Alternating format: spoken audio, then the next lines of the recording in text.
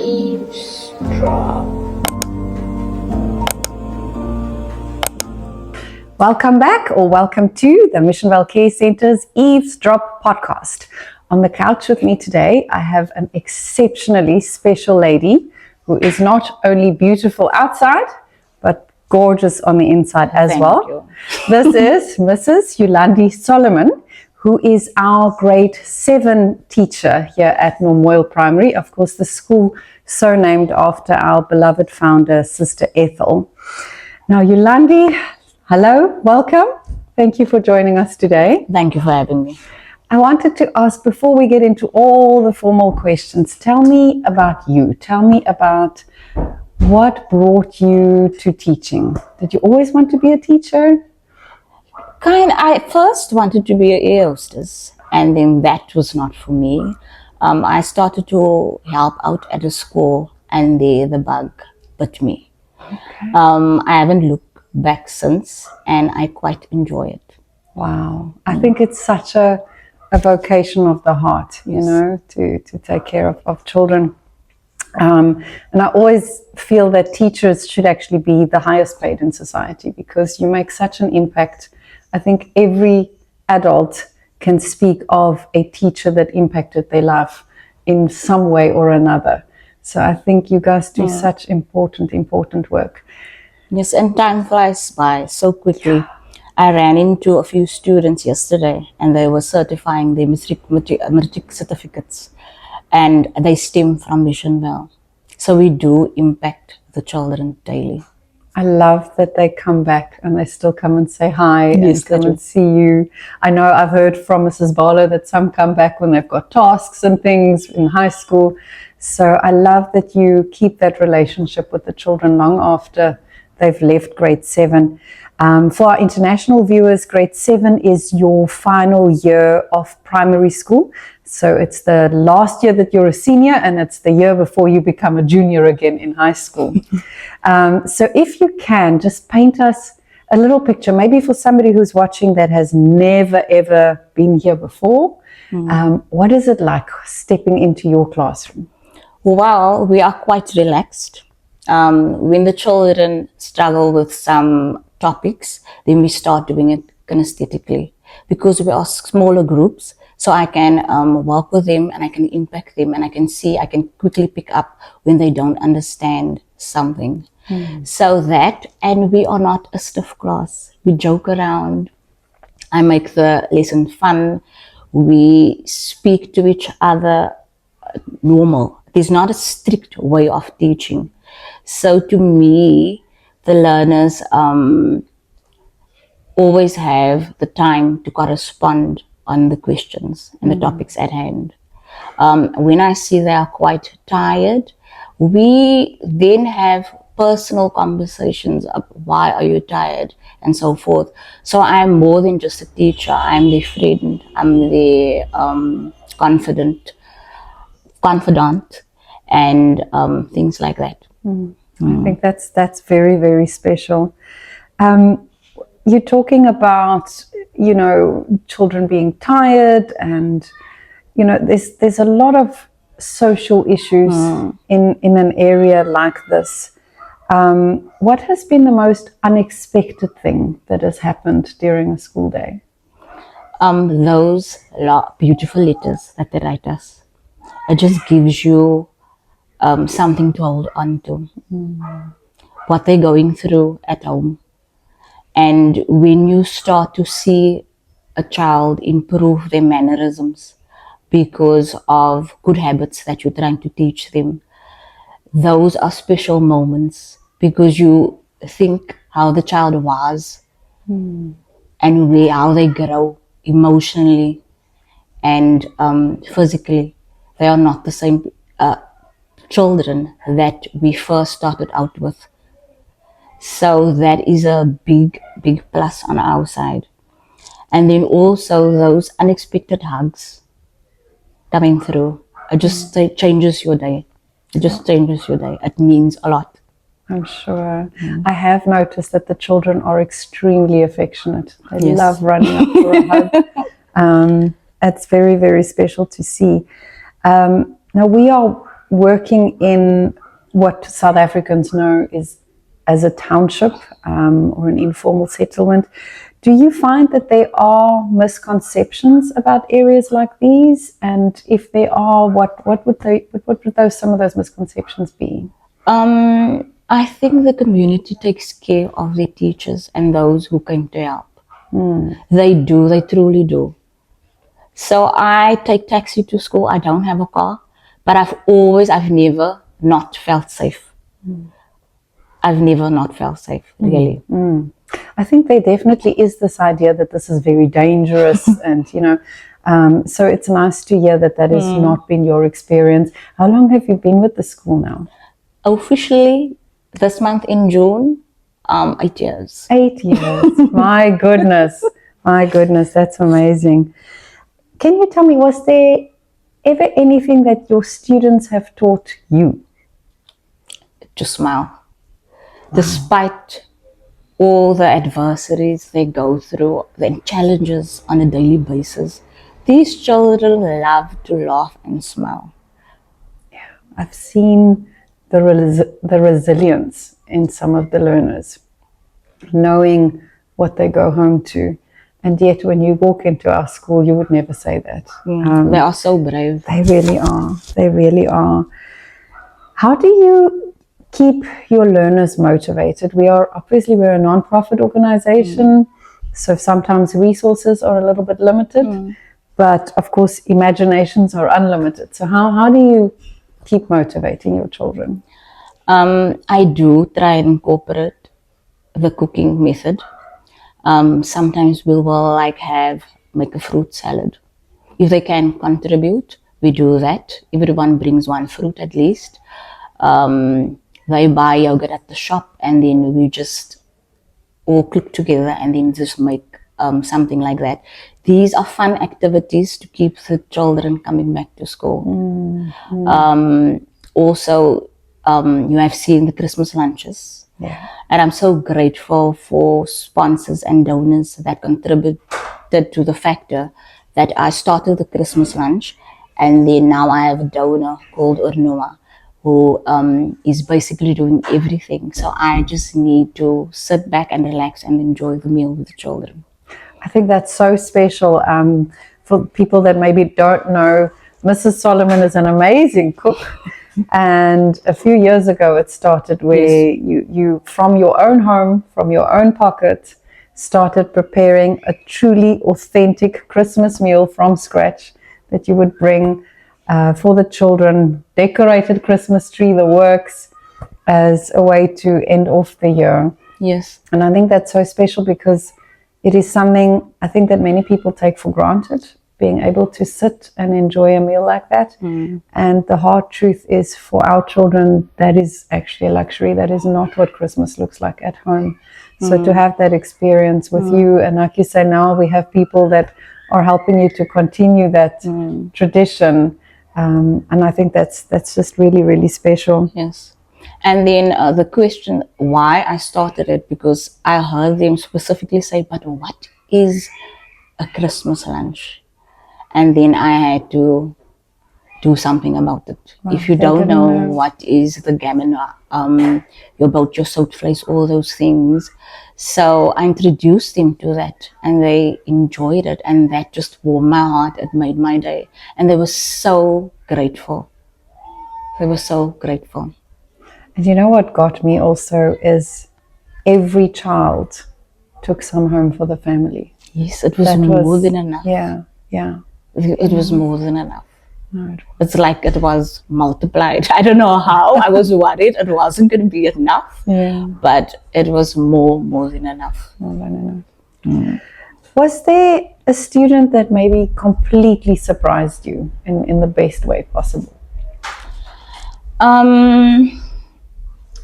We have children that could not read. They came late to school. And with our programs that we run after school or before school, she shocked me.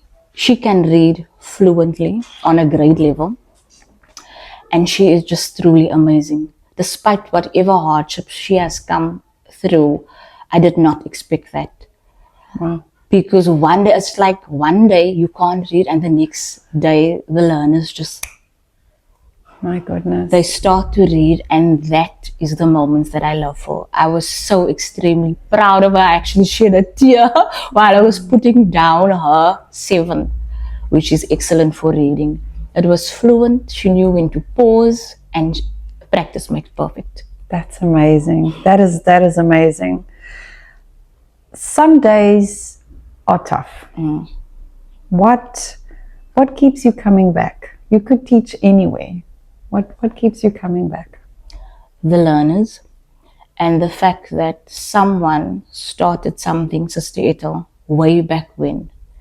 And I was living in South Africa, Mission Hillside, and I never knew what the circumstances was of the children in Mission Vale. These are my people. This is my community. Gqeberha is my home. So I would love to just continue to make an impact. When all is said and done, I want to know that I lived a good life, that I impacted people, and I made change wherever I could. Wow. I think you've certainly already achieved that, but we are delighted that you keep on keeping on. If you could magically fix one thing about the education system, what would that be? I would love for the people all over to start to know themselves, what they can handle emotionally, physically, as women. Because I feel sometimes we just have too much weight on our shoulders. Then the children sort of like just gets away from us. And the more children you have, the more difficult it is to cope into today's society. We do not have enough money to raise so many children. I would like for us women to think before just having multiple children. It's too much. You can't get to everything and everyone. Emotionally, I see my children suffering because there's just not enough attention. I think you've pointed out something really, really important there, because you can have an amazing impact in your classroom and you can really walk a journey with a child. Yes. But the focus really should be on family restoration. Yes. Because at the end of the day, you're still sending that child home to that circumstance. And if the mother is overwhelmed, as many of your parents, you've mentioned to me, many of them are overwhelmed, and it almost doesn't leave space then for the softer things. Yes. The I love yous, the emotional attention. And so people are they're surviving, but they're not thriving. And it's quite amazing how that mentally impacts your ability to learn as well. In what ways does outsiders and the broader community get involved with the school? We don't get government salary. So companies like Ornua, law firms that sometimes just come in and make a positive impact, like paying my salary. They don't know the ricochet effect it has on a place like this, funding wise, because it helps a lot. It does. Yeah. I think as a nonprofit, you're always expected to work without having those kind of overheads. And people love giving towards things like stationery and books and things like that. I will say, I think our school is quite well equipped. We have good technology and, good resources, especially when I compare it to some of the government schools that we have in the northern areas. But without a qualified, dedicated teacher to use those resources, the class will stand empty. So it is really a great investment for people to get involved in supporting a teacher. What do you think your learners dream about their futures? And how do you help them to get that into a reality maybe one day? By asking the question, what do you want to be? Do you dream? Come back tomorrow and tell me. What is your thoughts about your future? It starts there with the dream. And also, I always use myself. I also grew up without parents. If I can do it, become a teacher, so can you. Nothing is impossible when you have a dream. What are some of the dreams that you're hearing? What career choices are out there at the moment? I think many of them wants to become teachers, nurses, doctors, but these are the people that help them from the community. So they mirror what they see. They want to mirror what they see. And rugby players, they really? want to become, after the World Cup, most of them, rugby players, the boy wants to be rugby players. I always say the next year Kulisi is coming from our school. We've had 2 or 3 now that has left here on rugby scholarships. But you're so right. I've always found that with the kids that the types of jobs that you hear them wanting to aspire to are exactly that. It's the ones that they see. Teacher, policeman, social worker. Those are often, so I love that the school does these career days where they get exposed to engineering and robotics, and suddenly the world is much, much bigger than, a handful of professions, so that they can see absolutely anything is possible. But it all starts with somebody believing in you. We've got these hoodies actually out now with a quote from Sister Ethel on the back, and it says, the biggest gift you can give someone is to believe in them. Yes. So I want to thank you for believing in our students and for keeping that flame alive. You could be the difference between somebody making it in life. We all doubt ourselves sometimes, and sometimes it's just that little bit of extra validation that you need to in order to succeed. Is there anything that you would say makes your school or your community special? Maybe something that if you're an outsider you don't know, or that you could only experience when you're here? What makes it special here? I think we often go the extra mile. We do go the extra mile. Even if we have had little sessions before school or after school with specific learners. And the fact that we make sure every child has their porridge in the morning, has their bread in the afternoon. We do make sure that everyone is happy and content. And when the children, the learners are experiencing difficulties at home, we also try and intervene in our little way to make the child be able to say that I live in a community that truly cares. We need to go the extra way. Every teacher out there. We always have to know what we are busy with. We are changing lives. For sure.